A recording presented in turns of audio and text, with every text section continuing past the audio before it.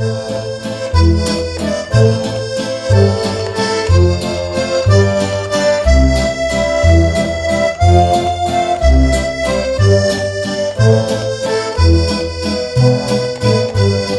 différence entre la mobilisation, c'est de l'action pour nécessaire. C'est de l'action absolument nécessaire. Et il y a plein de monde qui s'embarque là-dedans de bonne foi. Et on va toujours, en négociation, réclamer d'être appuyé par de la mobilisation. Mais c'est Malheur de malheur, oui. parfois, je dis bien, les gens sont pleins de bonne volonté, sont très mobilisés, mais disons, il y a une conjoncture économique terrible, les shops ferment, t'as pas de rapport de force. Okay. C'est pas de ta faute, là, mais t'as pas de rapport de force. Et il faut pas que tu caresses l'idée que la mobilisation, c'est tout, puis tu vas tout avoir dans toutes circonstances. C'est un ingrédient absolument essentiel pour avancer, pour aller chercher des acquis, pour aller chercher des choses en négociation, mais c'est pas toujours suffisant pour obtenir le résultat que tu espères. Alors, comment on construit le rapport de... Est-ce que ça se construit d'abord ou il faut que ça existe? Il y a des éléments qui t'échappent, puis il y a des éléments que tu peux construire. Okay. Exemple, je sais pas, là, un exemple le plus classique, là, si tu es dans une shop, tu fais de la crème glacée, c'est pas mal mieux de l'engrais en été qu'en hiver.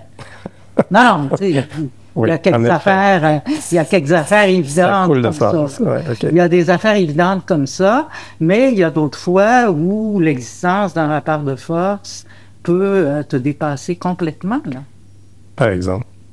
Ben, une très mauvaise conjoncture économique. OK. Ça peut faire en sorte, là, tu sais, t'as beau réclamer, être mobilisé, vouloir aller chercher la Lune, là, quand il n'y en a pas, il n'y en a pas. Et donc, on pourrait dire, par exemple... Quand t'es victime d'une fermeture d'usine, t'es victime d'une fermeture d'usine. Il n'y a plus de rapport de force. Il n'y a plus de rapport de force. OK. Bon.